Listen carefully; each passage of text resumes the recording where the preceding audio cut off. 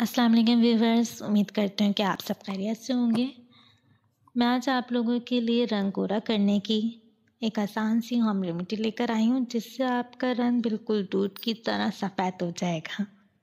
इसके लिए आपको जिन इंग्रेडिएंट्स की ज़रूरत पड़ेगी वो है खीरा यानी कुकम्बर, अर्के गुलाब और ग्लिसरीन।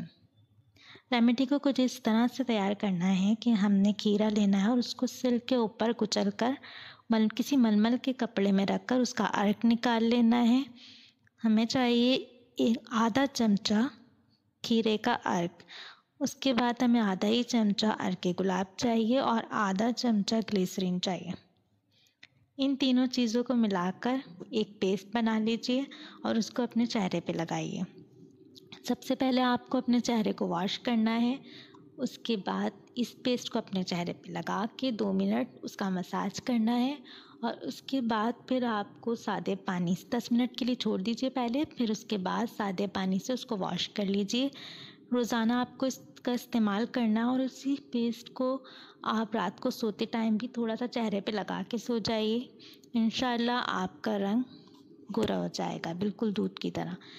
उम्मीद करती हूँ कि मेरी आज की रेमेडी आप लोगों को पसंद आई होगी।